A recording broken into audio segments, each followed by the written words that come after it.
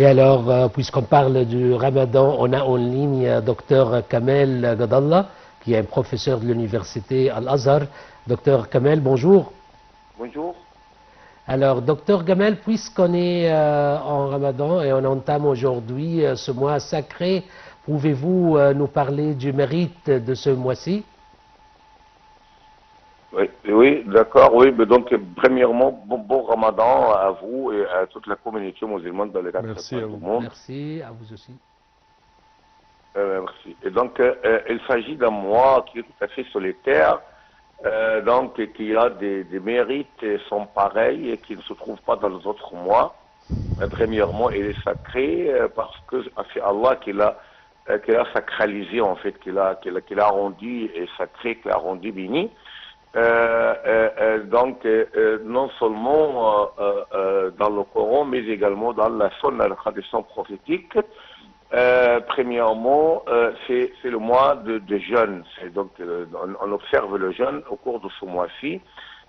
Donc, c'est un mois qui renferme une obligation entière, c'est-à-dire un des piliers, des 5 piliers de l'islam. Un des 5 piliers de l'islam, c'est-à-dire l'observance du jeûne, ne se trouve que le mois de Ramadan.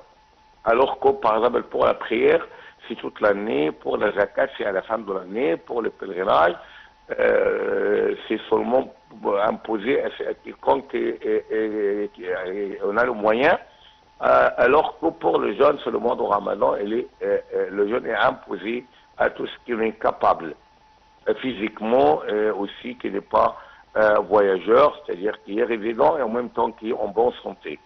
Donc, le premier mérite de ce mois, la première vertu de ce mois, c'est le fait qu'au cours duquel il y a l'obligation, le pilier, l'un des piliers de l'islam, l'obligation de jeûner le mois de Ramadan. Deuxièmement, c'est le mois au cours duquel le Coran a été révélé. شهر رمضان الذي أنزل فيه القرآن هدى للناس وبينات من الهدى والفرقان. C'est le mois de Ramadan. Le Coran a été révélé. Donc, cette révélation du Coran, en fait, accorde un grand honneur au Coran, au mois de Ramadan. Donc, parce que c'est le mois du Coran. Donc, le Coran, c'est la parole d'Allah. Si le mois de Ramadan est attribué au Coran, et par conséquent, le Coran est attribué à Allah et est émané d'Allah, donc c'est un mois qui a un bon rapport avec notre Seigneur, gloire à lui.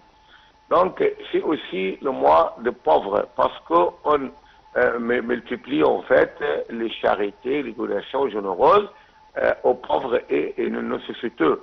Donc cela aussi fait partie d'une attitude musulmane tout à fait bien ancrée dans notre religion, c'est d'être généreux vis-à-vis des besogneux. Donc ici aussi, ce mois, en fait, où il y a des grands exploits historiques au temps des prophètes, et après, nous avons par exemple la bataille de Badr qui s'est déroulée au mois de Ramadan, la reprise de la Mecque qui s'est déroulée au mois de Ramadan, nous avons aussi par exemple Ain Galout qui était mené par les Égyptiens au temps de Qutz et de Bébas contre le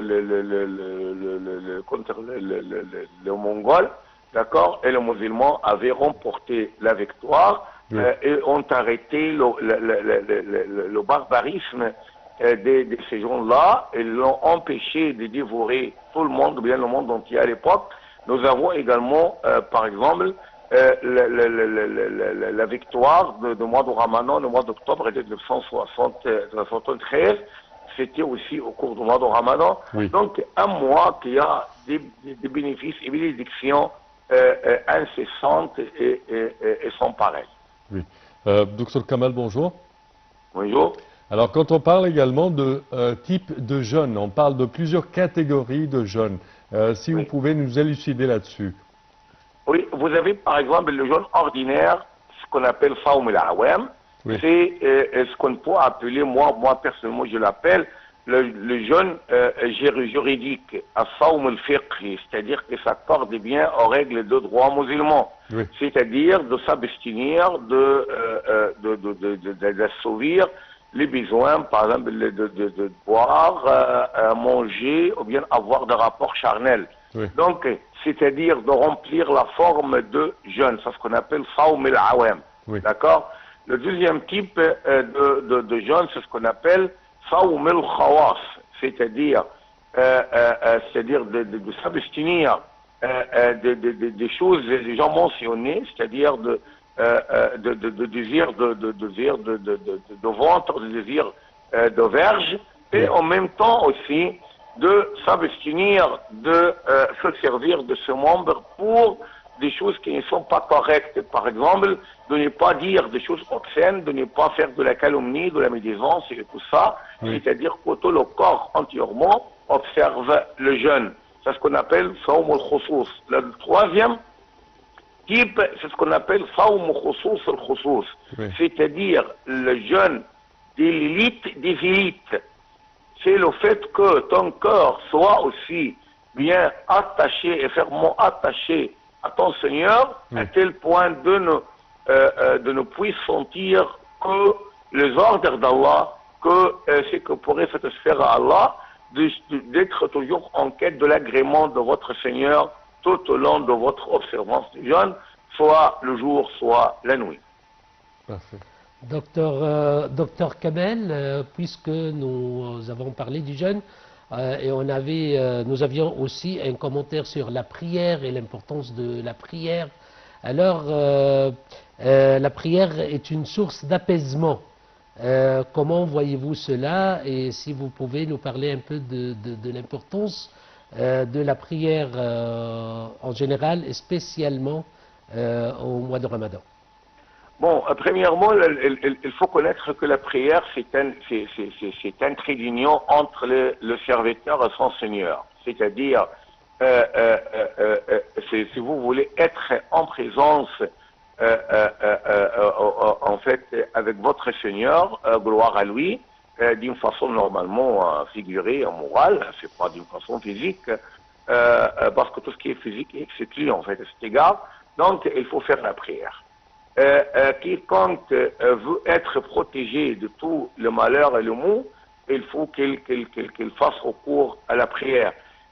Quiconque cherche l'apaisement, la sérénité et la quiétude, il faut qu'il les cherche dans la prière. Il ne faut pas oublier à ce propos que lorsque le prophète était affligé des malheurs, d'un certain malheur, en fait, il disait à Bilal, Arihna biha ya Bilal, c'est-à-dire apaise-nous avec l'annonce de la prière. Donc même l'annonce de la prière, elle pourrait rassurer le cœur, elle pourrait en fait accorder la quiétude aux musulmans même avant de se livrer à faire la prière. Donc la prière, en fait, c'est cette limite démarcatrice entre le musulman et le non-musulman.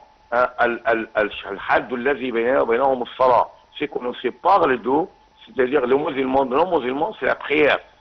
Quiconque renonce, quiconque par exemple s'abstient de la faire volontiers, donc c'est un mécréant, c'est pas un croyant, c'est pas croyant.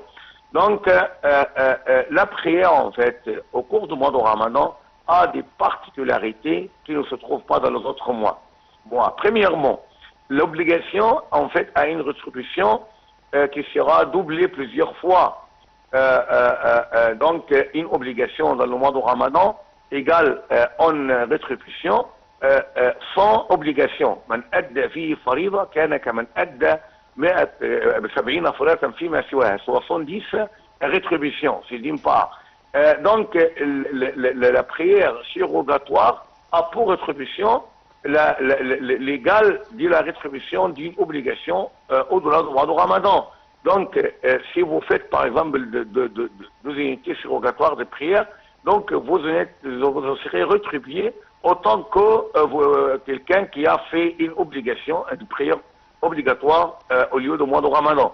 Nous avons par exemple aussi ce qu'on appelle les prières surrogatoires de nuit, at-tarawih, d'accord? Donc, au cours duquel on récite le Coran, on entend le Coran, on veille cultuellement la nuit, on s'approche de plus en plus à notre Seigneur.